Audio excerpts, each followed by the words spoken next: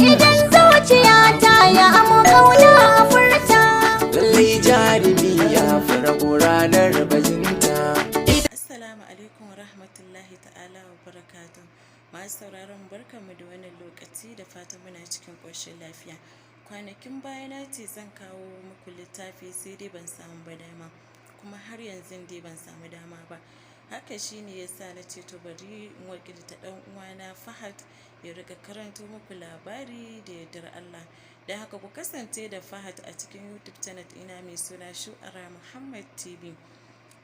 Sai fara muku da littafi mai suna Sirbaju, taku har kullum maman dadi. Na barku lafiya. Sirbaju kashi na 1. Sauri yake ya isa gida saboda ya ga 7 da safiya ta yi. Tun da ya je sallar asuba bai dawo ba, yana masallaci sai yanzu. Addu'a yake yi a zuciyar shi, Allah da ya sa Aisha ta ga dama ta tashi daga baccin nata na kaddara. Tun daga shigar sa falo ya bamci addu'a ta tashi bata amsu ba. Duba da ganin falon da ya a hargitsa kamar filin dambe. Duk da dai dama sabon falon ne zama cikin irin wannan yanayi. Jikin shi a sanye ya haura sama inda ɗakin ta yake. Ilai kuwa tana kwance akan gado tana sharar bacci. Binta ya da kallon zuciyar shi na kuna saboda tun jiya shaida mata zai koma bakin aiki, yau jirgin 8 na safe zai hau zuwa Port Harcourt, amma shine ko tashi bacci bata yi ba. Inda Sabo ya saba da halinta. Juyaye ya koma ɗakin shi domin yayi wanka saboda ya san ko toilet din da yace zai shiga yayi wanka sai ya kusa amai saboda karni da zarnin da toilet din yake yi. Cikin rabin awa har ya gama shiryawa cikin kakin soja, ya yi kyau sosai saboda dama kyakkyawa ne. Jakar shi ya ɗauko sannan ya ɗauko ki ɗin motar shi. Aikin ta ya nufa, har yanzu tana bacci. Tashin ta yi, ko da ta bude ido ta ganshi, tsaki ta yi sanan ta ce, amma wallahi al'amin kai ɗan rainin wayo ne. Yanzu fi sabilillahi ina bacci zaka zo ka tashe ni? Bai mamaki ba, dan ya saba jin abin da ya fi haka daga bakin ta. Ni zan wuce, ya bata amsa. Kuɗi ya ajiye mata kimanin 300 akan bedside drawer. Kallon kuɗin ta ya aulakance sanan ta ce, dan menene wannan? Na ce fa ne, yi amfani da shi kafin na dawo, saboda in na tafi wata 3 zan yi kafin na dawo. Kan uban can, ji Aisha ta faɗi tana saukowa daga kan gadon, sannan ta ce wallahi kai kaɗan. Za ka yi wata 3 ne za ka miƙo min 300? Wallahi ba zai yiwu ba. Ta faɗi yayin da ta zubar da miyan da ya tara a bakinta a jikin bangon ɗakin. Al'amin ba mai son hayaniya ba ne, don haka ya ce, sai nawa kike so? 500 ta ba shi amsa. Bai musa bai ɗauko ya ƙara mata, sannan ya ce sai na dawo. Please ki yi min addu'a. A gayas ta ba shi amsa game da komawa ta kwanta. Fita yi, wani kurtun soja ne ya zo da sauri ya amshi kayansa ya sa a but, sannan ya buɗe masa bayan motar ya shiga, sannan shi ma ya zagaya mazaunin direba, ya tada motar suka tafi, yayin da motoci biyu na sojoji suka saka motar a tsakiya suka nufi airport.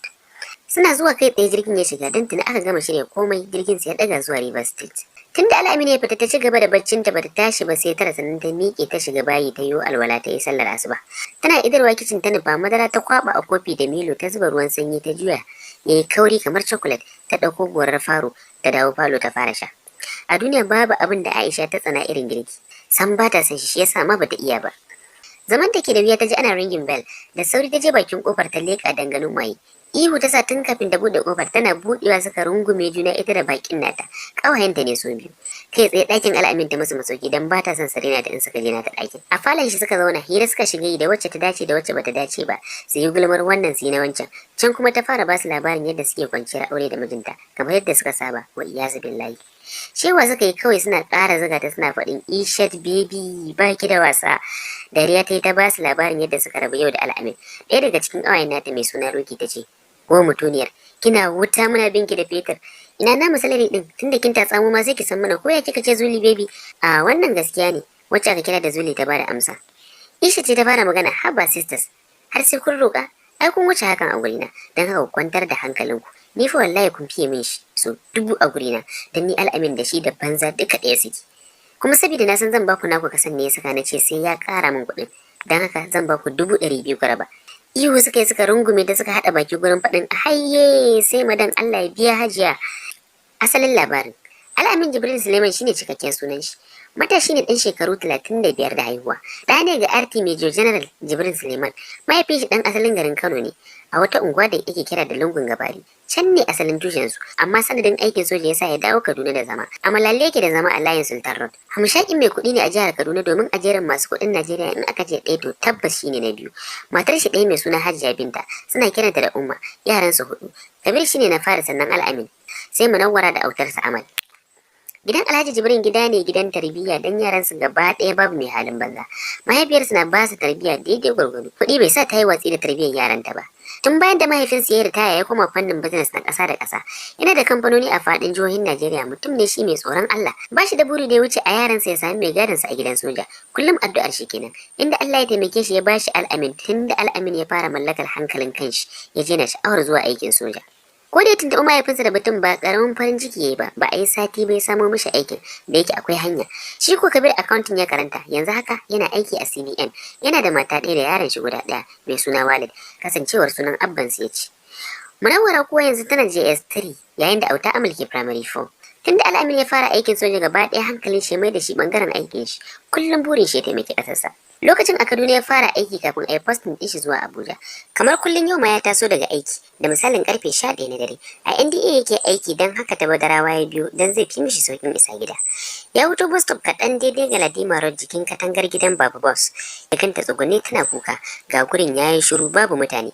Har ya wuce sai ya je yana son sanin me yasa ta kuka kuma take zaune a bakin titi. Raba sai ya dawo gurin ta layin Galadima Road din ya shiga daidai gidan kallon kwallo, ya yi parking sannan ya fito ya tako da kafarsa zuwa inda take. Sallama ya mata a gigice ta dago kanta tana kallon shi. Karasa matsawa kusa da ita ya ce, "Yan mata, me yasa me kika zauna a nan kina kuka?" Ganin uniform din soja a jikin shi ne yasa ta ce a ranta bari in faɗa masa maybe ya taimake ni. Cikin kuka ta ce wallahi mama na ce yau ta wuni tana wankau har zuwa dare sannan ta samu kuɗin da zamu ci abinci da shi. Tun safe bamu ci abinci ba. Shine yanzu ta aiko ni in siyo garin rogon da zamu sha. Ban sanya aka yi ba kuɗin suka faɗi shine nake kuka dan na san yau sai ta kashe ni. Ta faɗi tana sake rushewa da kuka. Ya isa haka. Ya isa haka Al'amin ya faɗi yana kallanta. Ba laifi tana da kyau daidai gwargwado kuma yarinya ce da ba za ta wuce shekaru 18 ba. Ya sunanki? Ya tambaye ta. Sunana Aisha. Ta bashi amsa. Ina ne gidan naku? Nuna masa gidan ta yi da hannunta dan ba nisa. Ta so mu je ce da ita. Zaro mishi ido ta yi ta ce wallahi na je mata ba saƙon nan yanka na za ta yi dan Allah ka wuce ka kyale na anan. Ba za ta yanka ki ba, ni zan biya ta kuɗin. Amma amshi wannan ki je wancan shagon ki sayo muku kayan ti. 2000 ba ta godiya ta yi masa kamar za ta yi sujada. Da gudu ta tsallaka titi ta siyo kayan ti dawowa ta yi ta ce na siyo. Gaba ta yi yana binta a baya har suka isa kofar gidan. Ya ce shiga ki min sallama da maman naki. Wucewa ta yi tana murmushi don ita yau ji take kamar sallah saboda za ta shake wanda rabanta da shi tun kafin babanta ya rasu. Yanzu ko kimanin shekaru 4 da rasuwa kenan. Mamanta da ta fito ta ga soji ne ke sallama cikin ta ne ya murɗa da kyar suka gaisa sannan ya mata bayanin abin da Aisha ta faɗa masa. Ya kara da bata hakuri sannan ya ɗauko kuɗi a aljihunsa kimanin naira 50,000 ya bata ya ce ki yi hakuri. Sannan duk sanda ya samu lokaci zai dinga leƙuwa suna gaisa. Godiya mama take har da hawaye. Sallama ya mata ya ƙara sabuwar motar shi ya shige ni gida. Wace ce Aisha? Aisha Bello Musa shine asalin sunanta, haifaffiyar garin Kaduna ce, cikin unguwar Badarawa. Sunan mahaifinta Malam Bello, mahaifiyarta kuma sunanta Maimuna. Suna kiranta da Inna. Su uku ne a gurin iyayensu. Aisha ita ce ta farko sai kannanta guda biyu, Zaituna da Umar. Shekarar Aisha 18, mahaifinsu ya rasu tun tana JS1. Mahaifiyar ita ce ta ci gaba da kulawa da su har zuwa yanzu da Aisha take SS2 a wata makarantar gwamnati da ke unguwarsu. Kannanta ma duka government school suke yi, rayuwa ce suke mai cike da kunci. Dan abin da za su ci ya fi karfinsu sai inda ta yi wanka suke samu su ci abinci so ɗaya a rana. Aisha yarinya ce mai dogon buri a rayuwarta kuma ba ta da godiyar Allah ko kaɗan.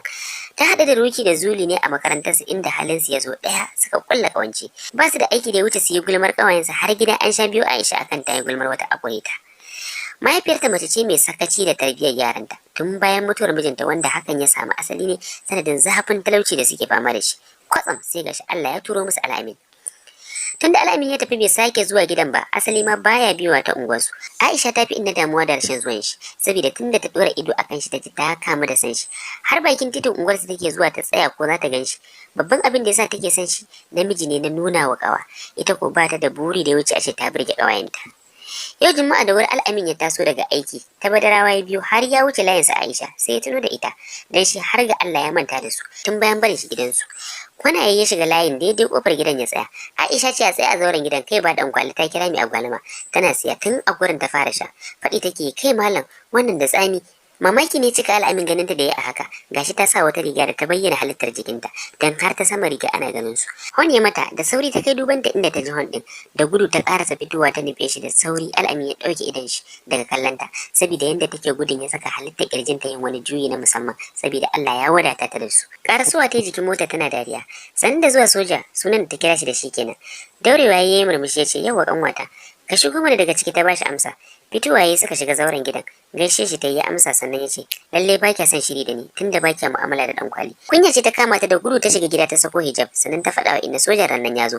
Murna ce ta kama ta inna da sauri ta ce, "Uwa ki Aisha, shine kika bar shi a waje?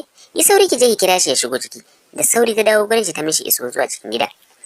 Kan tabarmar da inda ta shimfiɗa masa ya zauna gaishe ta yi cike da girmamawa sannan ya sanar da su sunan shi da na mahaifin shi. Inna da Aisha ne suka haɗa baki gurin cewa Alhaji Jibrin Suleiman dai wanda muka sani. Mamaki tambayar ta bashi saboda a ruɗe suka yi masa ita. Shi ya ba su amsa. Ajiyar zuciya suka yi dukkansu daga nan inda ta bashi tarihinsu. Ya tausaya musu sosai inda daga ƙarshe ya yi musu alƙawarin kulawa da su. Tun daga wannan lokacin Al'amin ya mai da gidan inna kamar gidansu. In ya zo sallama kawai yake ya shiga. Sosai yake kulawa da su yana musu hidima. Tuntuni ya sauya wasu Aisha makaranta ita da kannanta. Yayin da ita kuma Aisha kullum son shi karuwa yake a zuciyarta. Zuwa yanzu har waya ya sai mata iPhone 6. Burin Aisha ya fara cika dan tuni ta sauya ta yi kyau na musamman ga suturu tana shiga ta alfarma. Ba ta da wata damuwa da ta wuce ta aure Al'amin. In suna waya so tari ta sha yunkurin sanar da shi halin da take ciki sai ta kasa. Yau Al'amin ne ya kawo musu ziyara. Bayan sun gaisa da inda ta tashi ta fice dama za ta barka ne. Aisha dawa ta kusa da shi ta zauna ta ce ya Al'amin kamar yadda take kiran shi. Juyawa yana kallon ta ganin yadda ta nutsu ne yasa ya gane magana da za ta yi masa mai muhimmanci ce saboda kwata-kwata Aisha ba ta da nutsuwa. Ya aka yi ne kanwata? Ya tambaya. Kunya ce ta rufe ta amma ba ta da zaɓi da ya wuce ta sanar da shi. Yaya don Allah za ka iya aure na? Jin tambayar yayi kamar saukar aladu dan shi san baya son Aisha a matsayin wacce zai aura dan yafi son mace mai nutsuwa. A'a, ya bata amsa. Kuka ta saka mishi tana don Allah ka taimaka ka aure ni. Wallahi tunda na fara ganin ka naji ina son ka. Ka tausaya min son ka zai iya kashe ni wallahi ta faɗi tana riko kafar shi. Da sauri ya miƙe ce, "Amma Aisha baki da hankali ko? Ta ya zan iya auren ki? Bari ki jin faɗa miki. Ba ki cikin irin jerin matan da nake son in aura. Dan haka ba zan boye miki ba wallahi bana son ki. Ki hakuri ki nemi wani." Yana gama faɗin haka ya juya ya fice daga gidan ran shabace. Inda ce ta shigo ta ga Aisha kwance a ƙasa da sauri ta ƙarasa kusa da ita. Ga mamakin ta farin kumfa ta gani yana fitowa daga bakinta. A gigice ta dago ta. Ina babu numfashi. Ajiye ta yi ta fita tsakar layi tana neman taimako. Na fif aka samu aka saka Aisha a ciki inda ta shiga suka nufi asibiti.